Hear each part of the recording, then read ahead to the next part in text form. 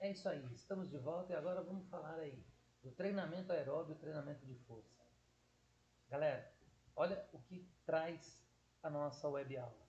O treinamento aeróbio pode ajudar a manter e melhorar alguns aspectos da função cardiovascular, assim como aumentar a performance submáxima.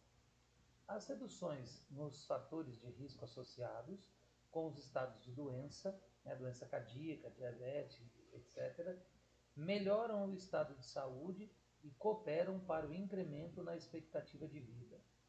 Galera, treinamento aeróbico, muitas vezes, infelizmente, é confundido com corrida contínua. E daí a gente fala para alguns profissionais de educação física, tem que treinar o aeróbico, tem que treinar o aeróbico. Os caras falam, não, isso não se faz mais. Hoje a gente trabalha, faz treinamento de alta intensidade. Galera, não confundam, pelo amor de Deus. Né? Por quê? Por que todo mundo recrimina aí a corrida contínua? Pela longa duração. Hoje em dia, as pessoas não têm mais tanto tempo para dedicar aos exercícios físicos. Corrida contínua, a pessoa ia treinar lá 1 hora e meia correndo. Aí fica chato, porque é na esteira, enjoativo, eu não quero. Então, a educação física, junto à fisiologia do exercício, começaram a pensar, né? E as metodologias de treinamento também, pensar meios e métodos de mudar isso. E hoje se treina aí o HIIT e tal, que são exercícios que têm um tempo de execução muito menor, porque trabalham numa intensidade muito maior. Mas eles também estimulam aí o sistema do treinamento aeróbico, né? Por quê? Porque a gente precisa dessa performance submáxima. A gente precisa estimular o nosso corpo a trabalhar, não no máximo que a gente pode. Por quê? Principalmente quando a gente falar com o idoso, né? Falar do idoso, a gente vai, quanto mais intenso o trabalho, mais risco a gente expõe para ele se ele não está bem preparado. Lembre-se, tudo que a gente está falando aqui, de repente daqui a 5, 6, 7 anos, vai estar tudo ultrapassado. Por quê? A geração de idosos hoje apresenta essa perda significativa. Vocês, quando se tornarem idosos, que é a próxima geração de idosos, muito provavelmente não vão ter todas essas perdas. Por quê? São adultos muito mais ativos. São adultos que praticam atividade física com uma frequência muito maior, com uma qualidade muito maior, com uma orientação muito melhor. Então, muito provavelmente, quando vocês chegarem à terceira idade, à idade, né, na faixa do idoso, acima de 60 anos, vocês vão apresentar perdas de massa muscular, de massa óssea, de força, vão muito menores da que os idosos hoje apresentam. Então, de repente, o HIIT para vocês lá vai ser chazinho com bolacha, entendeu? Facinho, tranquilinho. Por quê? Pelo histórico anterior, que os idosos de hoje não têm. Então a gente precisa pensar nisso. E o treinamento aeróbio ele também é importante num outro sentido. Quanto melhor condicionado de forma aeróbica eu estou, quanto melhor a minha resistência aeróbica, o que acontece? Melhora a minha oxigenação cerebral. Melhorando a minha oxigenação cerebral, eu melhoro, além da minha parte cognitiva, eu diminuo a possibilidade de perda neural.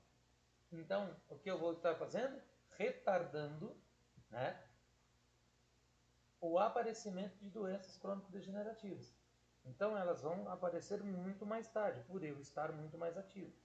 Só que daí, a gente precisa entender também, né, que o idoso, né, precisa do treinamento de força, do treinamento resistido. Hoje em dia, quando se fala de treinamento do idoso, o carro-chefe do treinamento do idoso é o treinamento resistido. Por quê? Porque ele precisa aumentar, né, a, a sua qualidade e a quantidade de força. Então, olha lá, nessa fase da vida, né, ao realizar o treinamento de força, o idoso pode aumentar entre 60% e 100% de uma repetição máxima em resposta ao treinamento, resultando do incremento do tamanho do músculo pelo efeito do aumento do conteúdo da proteína contrátil.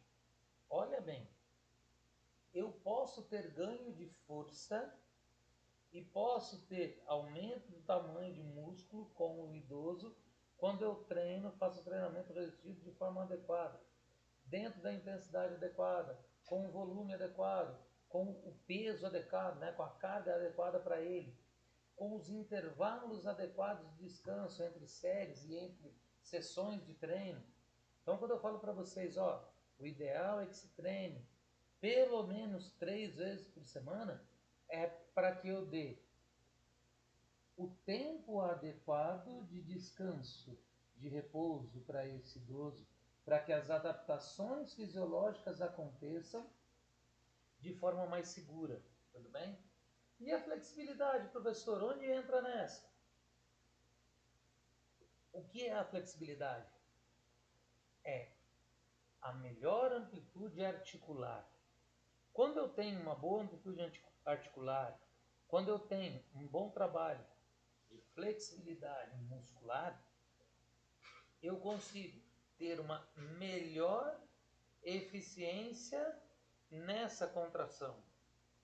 Então, o idoso consegue gerar mais força.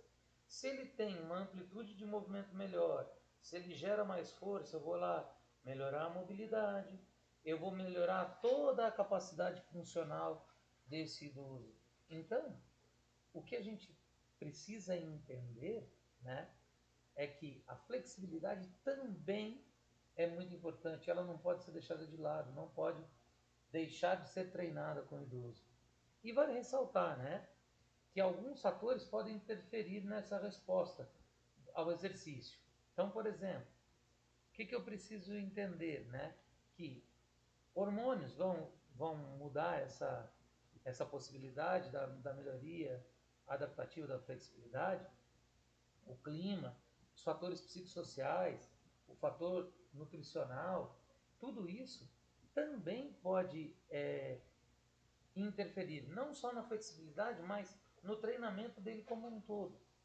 Então, a gente vem discutindo e falando isso nas aulas de uma maneira bastante efetiva, que hoje em dia, né, nós não trabalhamos mais sozinhos. Tá? Eu não trabalho só com o corpo, eu trabalho com um ser que é integral, então eu preciso de auxílio, principalmente quando a gente fala de idoso, de outros profissionais da área da saúde como suporte. Então, é bom ter que esse idoso passe por um nutricionista, se ele tiver condição, para acompanhar essa parte nutricional, que ele passe regularmente num médico geriatra, principalmente, né? Preferencialmente, na verdade, porque um geriatra é o médico que estuda o envelhecimento. Ele é especialista em envelhecimento. Ah, mas eu passo num clínico geral, que eu passo nele desde que eu era jovenzinho. Perfeito, não tem problema. O ideal é que, se é um caso desse, o médico já te conhece muito bem, então perfeito. Mas se não, se tiver a oportunidade de um geriatra, é melhor, porque daí o trabalho é muito mais direcionado, é muito mais específico. E a conversa entre os profissionais que trabalham dentro da gerontologia, que é a ciência que estuda o envelhecimento humano, não só a geriatria, porque a gerontologia é uma ciência multidisciplinar, a geriatria é uma ciência médica, né? Então, quando a gente engloba outros profissionais e outras áreas da saúde, ela se torna muito mais rica, nos traz muito mais informação.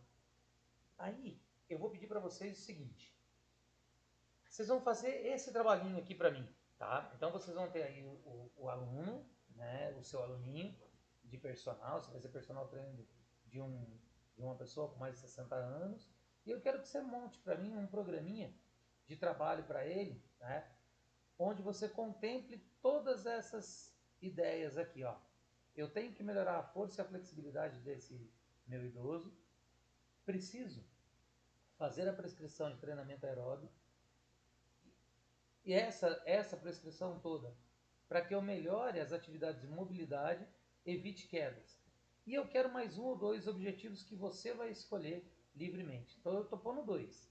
Atividade de mobilidade, evitar quedas, mais a força, a flexibilidade e o aeróbico, que são as formas como você pode trabalhar, e mais dois objetivos que você vai fazer. Perfeito? Vai montando isso para a gente ir discutindo nas próximas aulas. Pode mandar no meu e-mail se vocês quiserem, tá? Quem não tiver, depois deixa um recadinho aqui no Ava mesmo, eu entro em contato com vocês. Ou eu ponho na próxima aula, eu vou deixar o meu e-mail bonitinho lá, prescrito para vocês lá no Ava, tudo bem? Na hora que eu colocar, eu vou postar essa aula, eu deixo o meu e-mail lá e a gente continua, tudo bem? Muito obrigado pela atenção de vocês. Até a próxima aula, galera. Valeu!